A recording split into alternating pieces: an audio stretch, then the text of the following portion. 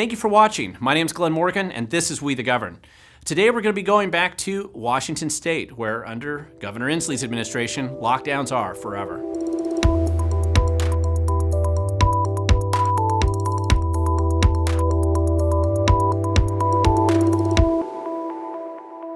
Okay, in Washington State, as we discussed, Inslee is focused on making sure that the emergency never ends and that COVID lockdowns are forever.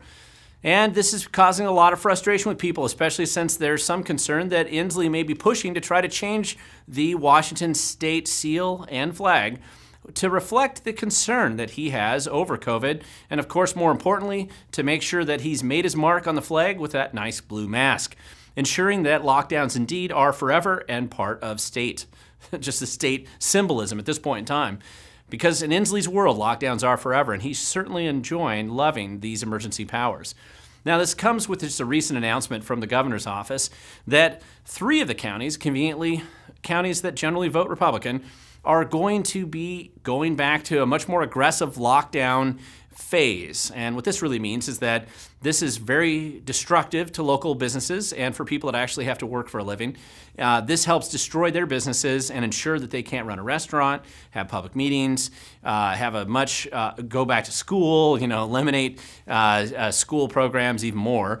And it's just a very big step backwards if you happen to live in those communities, especially if you've been striving to get out of this, some of the restrictions that Governor Inslee under L&I and all these other regulations and rules that he's been arbitrarily imposing on people under the emergency powers that he has donned on himself and basically wrapped around himself for the last year or so. Because let's remember, we just passed a few weeks ago the 1-year anniversary for the 2 weeks to flatten the curve plan. Now, it's laughable in hindsight that that was actually something that any of us believed, and we did believe it because that's what we thought at the time, but the reality is it's the 1-year anniversary, and the curve in theory has not been flattened enough, apparently, because we're going back into lockdown phases, and Inslee's enjoying every minute of it. Now, this points out, of course, why would you trust these guys? I mean, there's really no reason to trust any of these guys in government. And Governor Inslee has given us ample reason not to trust anything he says.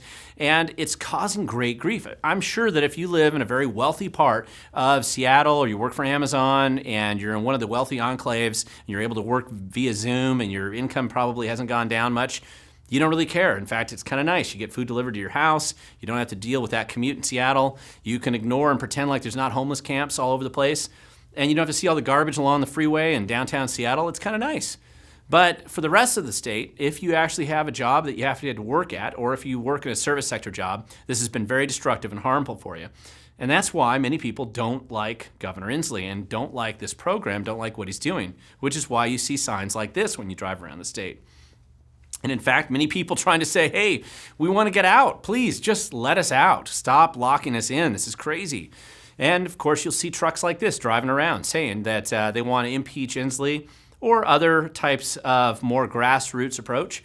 Impeach Inslee. Now, you can't impeach him. Unfortunately, he just got elected. And Inslee's working on his 3rd term, and it is not going to be better than the previous 2, which is one of the challenges that we face. Now, let's go over what he has actually told us over the last year or so. First, his plan was to flatten the curve, which was just kidding. That was kind of a bait and switch just to get you to buy into the program. And then he shifted into phase 2, which was wait for the vaccine. There's a miracle cure. It's on its way. But of course, that was only true until after the election when he decided to shift into phase 3, which is the emergency will never end. Unfortunately, the legislature has allowed him to get away with this. The Democrats, who control both the Senate and the House, not by huge majorities, but they do control both chambers, have decided they want endless emergency powers, they want unlimited emergency powers, and they've chosen to give those unlimited emergency powers to the governor. The Republicans have been resistant to that and have voted against it in both chambers, but they don't have enough votes to override it, and I still think that they haven't been assertive enough to push back. That does seem to be changing. They do seem to be pushing back more and more, but it's leading people to wonder exactly what kind of a clown show do we have running Governor Inslee's planning department. Now, I need to quickly go into a legal disclaimer here because it's not my intention to insult clowns by comparing them to Governor Inslee.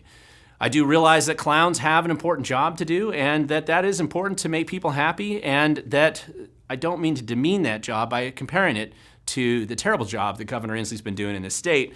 So it's been kind of a turn of phrase. When I say that it's a clown show in Governor Inslee's office, obviously if he had hired clowns to run his, basically his COVID policy and his emergency orders, we'd be in far better shape than we are today. Now, let's talk about what excuse Governor Inslee's using this time. And the excuse this time around is that there's just too many cases of COVID. Oh my God, we've had a pandemic going on for a year and we have just a few too many cases in these 3 cities, or these 3 counties really. So therefore, because those 3 counties conveniently they vote Republican, let's try to impose even more aggressive and egregious lockdown rules on them again, right after they just got out of the previous version of those rules just a little while ago. But now, what is he ignoring this time? Well, one thing he's ignoring, in addition to reality, is the improving mortality that's occurring with a disease that's been with us now for quite a while. We've got a much better way of treating this disease, and there's a much higher mortality, a much lower mortality than there was before. We have a much lower death rate. This is a good thing. This is something to celebrate. We also happen to have ample hospital capacity. Remember flattening the curve, which was in theory just to make sure that the hospitals have the ability to deal with the number of people who might be sick. We have more hospital capacity right now than we certainly did in recent times. So they're ignoring that, and supposedly the vaccines, which were going to make things better, even though they're being rolled out everywhere, and supposedly are making things better, they're just ignoring that vaccine program. They're ignoring the growing herd immunity, which is also helping reduce the mortality issue, and a complete ignorance or a willful decision to just inflict as much damage as possible on those who actually have to work for a living or who have small businesses or jobs. And finally, last but not least, and in fact something that should be considered first and foremost before he does anything else, is the state constitution. I'm not sure that anybody in the Inslee administration reads it anymore, or if they do, they just laugh it out of the area. They do know they control the state court, and the state Supreme Court has been largely appointees by Inslee now. So he feels pretty compelled and empowered to just overrun the rest of the state with terrible policies and procedures and programs related to this endless emergency.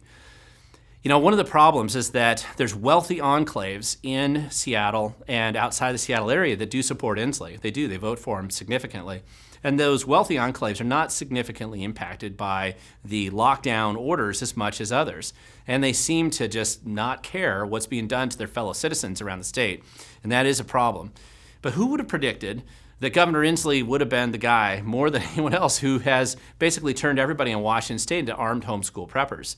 With his soft on crime approach, ensuring that more violent crime gets to explode across the state as much as possible. With his approach to destroying the schools as much as he can so that more people are homeschooling now than ever before. And with this idea that you sure as heck better prep at home and stockpile as much as you can, because if there's one group of people that will not be there for you, it's going to be anybody in state government to help. They're not there to help you, they're there to hurt you. That's what we've discovered with the Department of L&I, and that's what we're discovering with Governor Inslee. This is an unfortunate approach right now when you have leadership that would be far better off if they did hire a bunch of clowns to run the show. I'd trust them a lot more than the people that are in Olympia running this show today. Thank you for watching. If you want to learn more, go to wethegovern.com. Please don't forget to subscribe, share with others who might be interested in this story. If you want to learn more, go in the video description below. I have some other links to related stories. Remember, the future does belong to those who show up.